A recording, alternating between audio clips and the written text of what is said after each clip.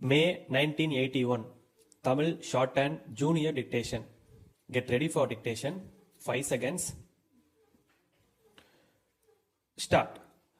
தலைவர் அவர்களே, இந்த அவையில் பங்கு பெற எனக்கு ஒரு வாய்ப்பை அளித்ததற்கு என் நன்றியை முதற்கண் நான் தெரிவித்துக் கொள்கிறேன்.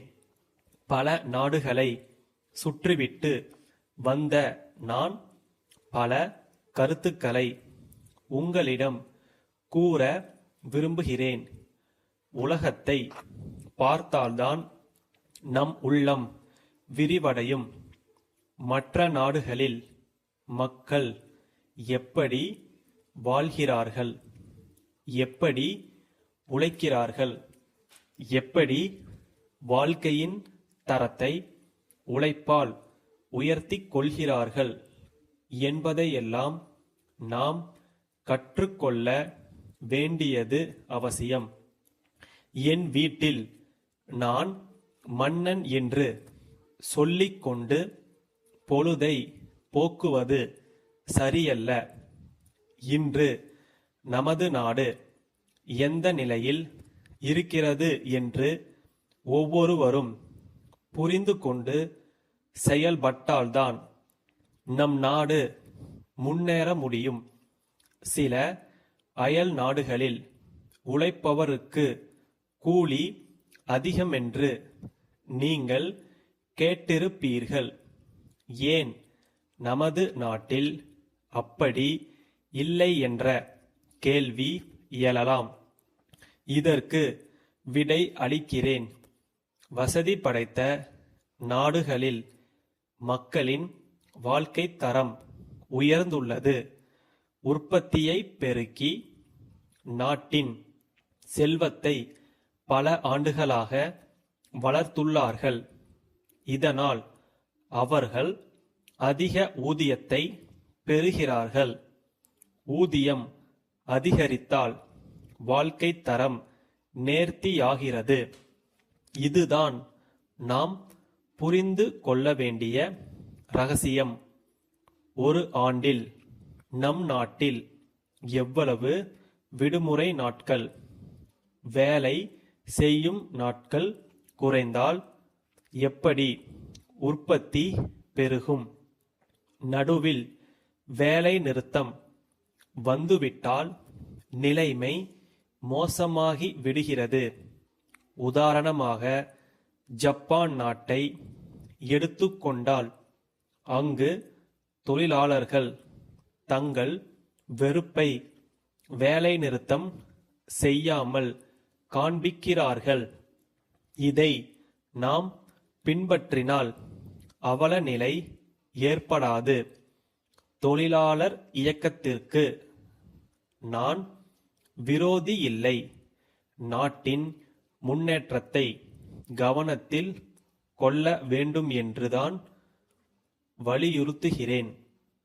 தேசத்தின் உற்பத்தி பாதிக்கப்படாமல் தொழிலாளர் இயக்கம் செயல்பட வேண்டும்.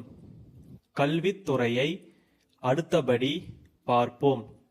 நம் நாட்டில் பட்டம் பெற வேண்டும், அதுதான் கௌரவம் என்று இந்த படிப்பை தீவிரமாய் நாடிச் செல்கிறார்கள்.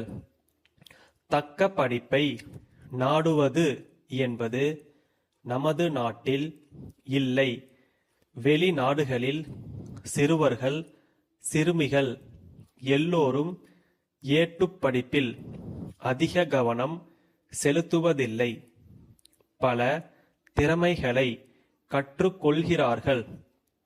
ஆண்டுதோறும் பள்ளிக்குச் சென்று ஒரே விதமான படிப்பை குறிப்பிட்ட ஆண்டுகள் படித்து உடனே வேலை தேடுகிறோம்.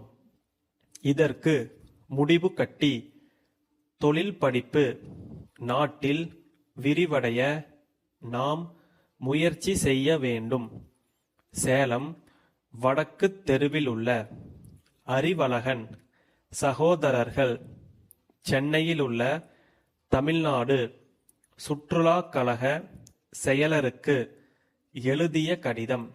ஐயா, சென்னையில் சுற்றுலா காட்சியில் எங்கள் நிறுவனம் இடம் பெறுவதற்காக இந்த விண்ணப்பத்தை அனுப்புகிறோம்.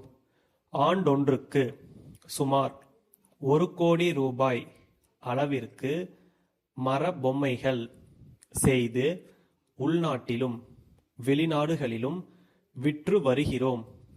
எங்களுக்கு நமது மாநில அரசும் பேராதரவு அளித்து வருகின்றது.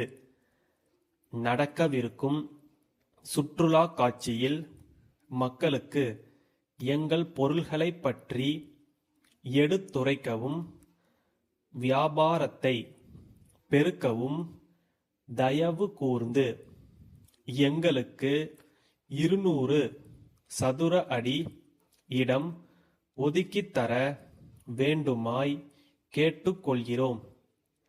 எங்கள் செலவில் நாங்கள் செய்ய வேண்டிய காரியங்களை குறிப்பிட்டு பதிலளிக்கவும். செலுத்த வேண்டிய கட்டணம் ரூபாய் 3000க்கு காசோலை அனுப்பியுள்ளோம். தங்கள் ஒத்துழைப்பையும் மேலான ஆதரவையும் என்றும் நாடுகிறோம். தங்கள் அன்புள்ள சங்கர். ஸ்டாப்.